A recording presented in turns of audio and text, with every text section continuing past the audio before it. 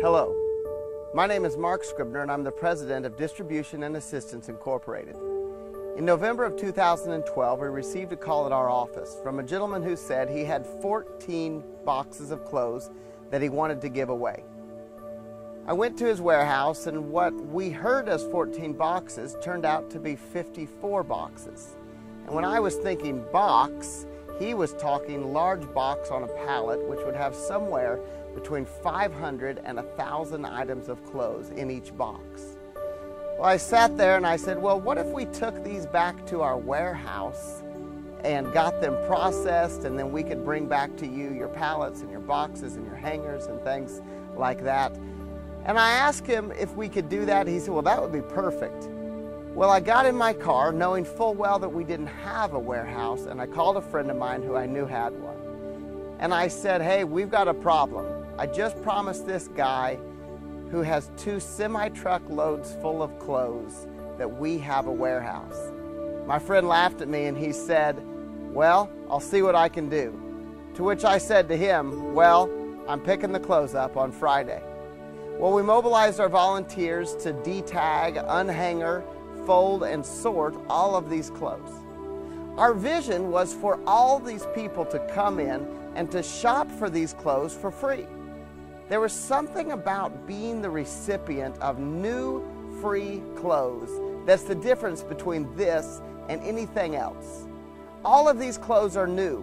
When we come into a town, we set up rooms with various sizes and even dressing rooms with mirrors and a mending room for clothes that may need mending. We really try to make this a special event for these people. It's not like a Black Friday event. We have them come in and wait until their number's called, and they have time to shop in a not as crowded environment. Our first event was in Tonganoxie, Kansas. We did almost zero advertising for the event. 383 people from 30 different towns came, and all we did was put an ad on Craigslist, and some of our people put out some flyers and put things on their Facebook page. We gave out over 4,800 items of clothes that day, and 64% of the crowd was not from Tonganoxie.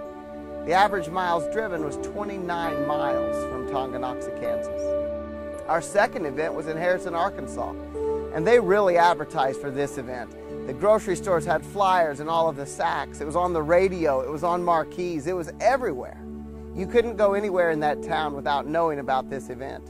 The newspaper was there to cover us even the day we got there to set up. Before we even opened the doors that morning, there were 200 people in line.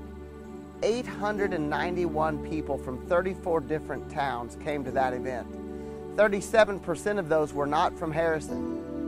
Average miles driven was 42 miles, and there were 2 groups of people who drove over 100 miles specifically to come to this event. That day we gave out 9,252 items of clothes. Our third event was Clinton, Missouri. 753 people came from 28 different towns. 34% of those people were not from Clinton. The average miles driven for that event was 34 miles, and once again several groups of people drove around 60 miles just to come to this event. 6,855 items of clothes were given out. Well, in only 3 events, we've seen just over 2,000 people from 92 different communities be helped with the gift of free clothes. We've opened our doors to battered women's shelters, and these women have come in privately and picked out outfits to wear for job interviews. We had a woman in Arkansas who was in her 70s, and as she left, she teared up because she had never owned a new item of clothes in her life. I remember a woman came to me after an event, and she had 6 outfits that she had picked up. And she looked at me and she said, well, I've narrowed it down to these 6 because she didn't realize that she was going to be able to take all 6 home. And so we took those from her and we folded them up and we put them in a sack and we handed them to her. And all she could say was, wow, as she mouthed, thank you. Here's where we need your help. We have proven that this method works. We need more locations to distribute our clothes, and we need more organizations willing to host us. We need financial support. We've been operating through the generosity of churches and individuals. We need to be able to hire a full-time administrator to handle the volunteers, the workers, and the events, as well as the monthly expenses of this organization. Would you consider supporting us? Remember that warehouse I told you about? Well, we don't have it anymore. Currently, we're operating in the side of a borrowed outbuilding.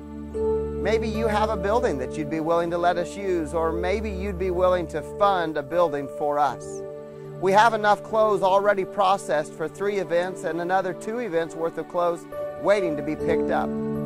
There are many other specific needs that you will find on our website, as well as ways in which to give and to sign up your organization to host a giveaway. Thank you for being a partner with us as we help the poor and needy with the gift of free new clothes. Oh, by the way, when people are finished shopping for their clothes, we take them and ask them if we could pray for them and any needs they might have. Of those 2,000 people, 1,500 of them let us pray for them before they left, and 64 of them gave their lives to Christ.